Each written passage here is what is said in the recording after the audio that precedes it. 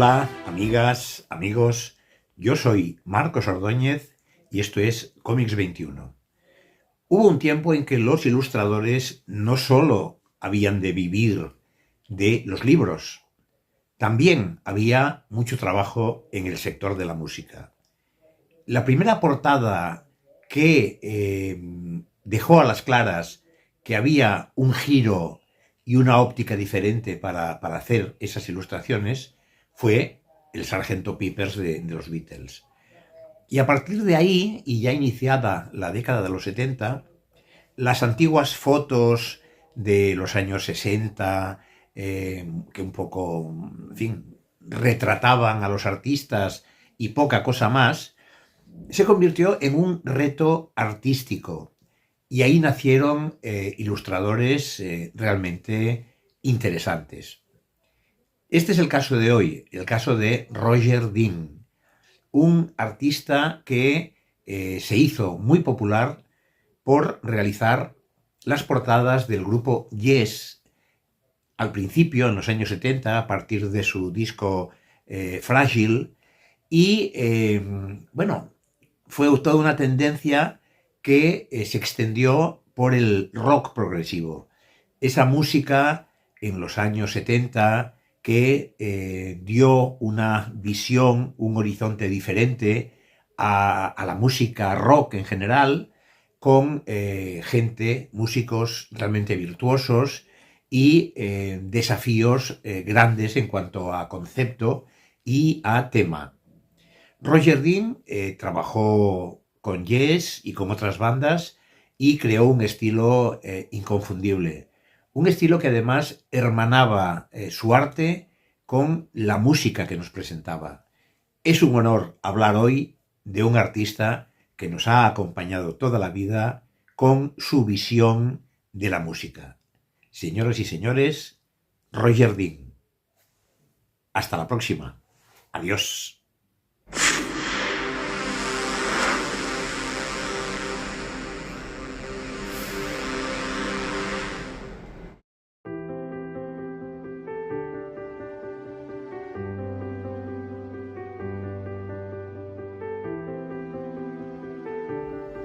Roger Dean es un conocido ilustrador cuyo trabajo alcanzó gran repercusión a raíz de su colaboración desde los años 70 con el grupo Yes, para el que realizaría numerosas portadas de sus discos, generando una simbiosis que fusionó su arte con la música de la banda.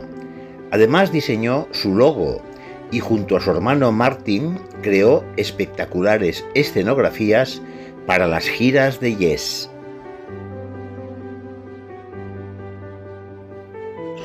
Roger Dean también ilustró portadas para discos de bandas como Osibisa, Gentle Giant, Uriah Heep, Greenslade o Asia.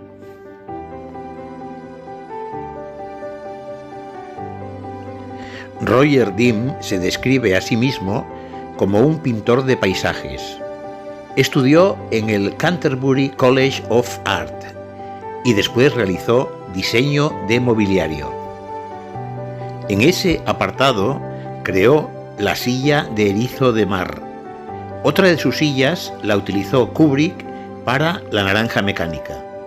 La silla de erizo de mar fue un precedente del puff y se encuentra en el Museo Victoria y Alberto.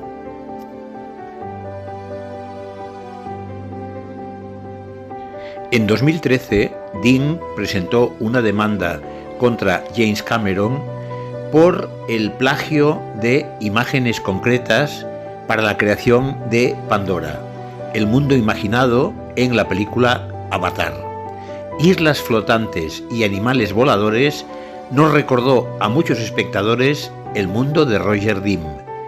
La demanda pedía $50 millones de indemnización, pero el juez desestimó el caso. Al principio de su carrera le influyó mucho la obra del ilustrador californiano Rick Griffin. Le impactó la portada que realizó para Grateful Dead.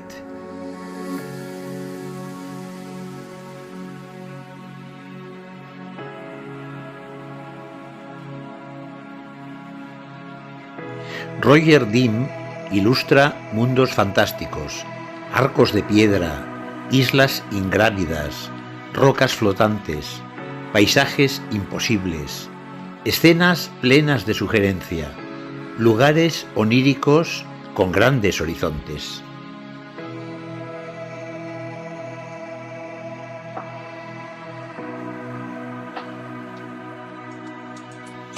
Actualmente, la obra de Roger Dean puede contemplarse de forma permanente en dos galerías de su propiedad. Una está en Sussex y la otra en San Francisco.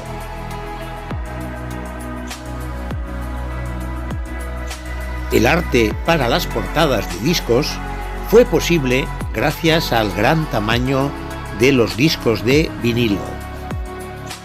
La imaginación no tenía límites. Se hacían dobles portadas de interior, páginas dentro del LP. La llegada del compact disc en 1984 como soporte estándar hizo que declinara la corriente artística que ilustraba los long plays. La culpa la tenía el pequeño tamaño de los CDs. La ilustración quedaba entonces demasiado pequeña y no destacaba. Roger Dean también creó la imagen corporativa de Virgin Records en los años 70.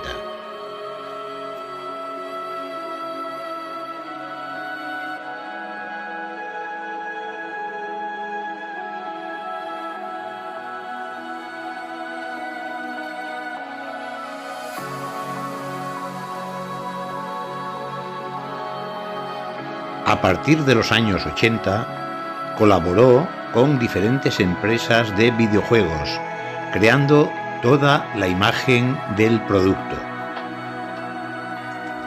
Y uno de los rediseños del logotipo de Tetris es suyo. En la actualidad, Roger Dean tiene 80 años.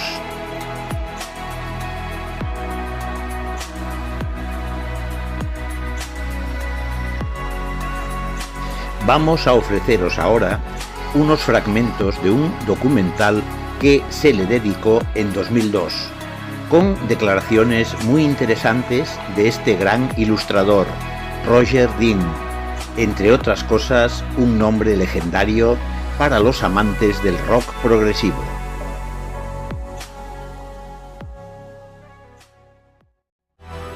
For me, landscape, both its existence and one's journey through it, is a spiritual experience.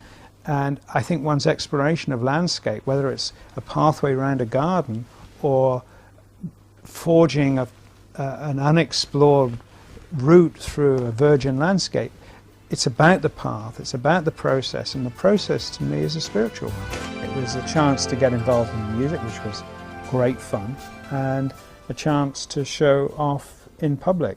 And although the first couple of album covers weren't architectural in theme, they very soon did become so. And I guess if somebody asked me to sum up the history of the imagery I used as album covers, the very first was for a band called Gun, and the album cover was called Race with the Devil. And in working on my architecture, I was thinking that I'm working very hard to create a sense of security and privacy within that building, and it needs a contrast. And if you like, wild street life is not the kind of contrast one wants. One wants something more elemental, more vast. And this first painting I did was as an icon, if you like, for something vast, organic and terrifying. The creative effort went into the painting, and I'd finished the painting, everything was going fine. I got all this text. And I didn't know how to call a typesetter or anything, so I sort of hand wrote it So carefully fitted it in the thing, and I thought, oh God, they're going to notice. This is hand done. This isn't this isn't typeset at all. And I took it in, and they said, "Oh God, you've handwritten it. Cool." And then I was getting all kinds of people who commissioned me just to do the hand done lettering. I did a whole bunch of stuff for T-Rex, which was just the labels, just handwriting the labels. But it's funny, because at that time I had no idea how to go about doing it. I didn't train as a graphic designer, you see, and I was basically trudging around the record companies and the bands with a portfolio, and I saw Phil Carson, who classic line to me was, I've only got 2 bands, Led Zeppelin and Yes, but as soon as one needs a cover, I'll call you, which he did, bless him. I designed the logo after I'd finished Close to the Edge, and Close to the Edge was the second album I did for Yes, and it was, I didn't really like the logo I did for Fragile, and I thought if I work with these guys again, I better do a better logo. So I did it between albums, and when I showed it to them, they wanted just the logo on the front. So the front of Close to the Edge was a silver version of this, but this is the one for Tales. And the thing that was really nice for me about this is that the drawings for the original design and the original painting of this, which is tiny, it's only about 6 inches across, are in the Victoria and Albert Museum in London. So that one's got some street cred. I think sometimes you can put an image and then put music and it works, but if you change the music or you change the image, it may still work, but it'll work in a different way. And I think the relationship between Yes, the imagery and the music was fortuitous for both of us. Tales was an interesting anomaly for me in that when Yes were doing their Far East tour, I went with them to Japan, and we spent a long time on a long flight, going via Alaska to Tokyo. And I was talking to John about, I've just done a book cover for John Mashal, who did View Over Atlantis, which was about patterns in the landscape. And I was talking to John about ley lines and about the sort of magical significance of certain rock formations and certain patterns in the landscape, dragon lines, the sequence of churches dedicated to St. Michael or other saints associated with dragons. And he became very enthusiastic about it, and I was very enthusiastic myself. So that was probably the only Yes album where there was a genuine dialogue with the band, and particularly with John, about the evolution of an idea. And Tales from Topographic Oceans worked for me in the sense that it had that Edgar Allan Poe type title, and yet at the same time it was about the mysteries of landscape. I like simplicity in my paintings. A lot of people who copy my work cram them, they'll copy a landscape and they'll fill it full of goblins, or it irritates me enough that they copy it, but then they kind of abuse it with that extra stuff. But I like paintings of mine that are intrinsically very simple but look very complex. A typical example of that is Rick Wakeman's Journey to the Centre of the Earth. A painting I call the Red Dragon, which was used on Steve's not necessarily acoustic album, and was also used on a game for Psygnosis Barbarian. I like painting that when I'm in there, if I'm lucky, and fortunately I am very often, something happens, something is there that really grabs my attention in such a way that I really want the finished thing. I can't stop till I've got it, because there's something there I want, very materialistic in a sense. I want to possess that key to that idea. I want to explore that picture. And particularly with the Rick Wakeman one, there's endless areas to explore. And it allows it, it can go back and back. You can take a small corner and you can fight your way through that image into tiny little recesses, and it still stands up. But essentially it's a simple painting. The good thing about working with music is that it allowed me terrific freedom. In fact, I allowed myself the freedom to do what I wanted to do. I've got thousands of drawings in lots of sketchbooks, and if I lived for 1,000 years, I wouldn't do all the ones I've already wanted to. I already have sketched out and want to do. And whenever I start a painting, that fires off a lot more ideas. So I had a terrific amount of freedom.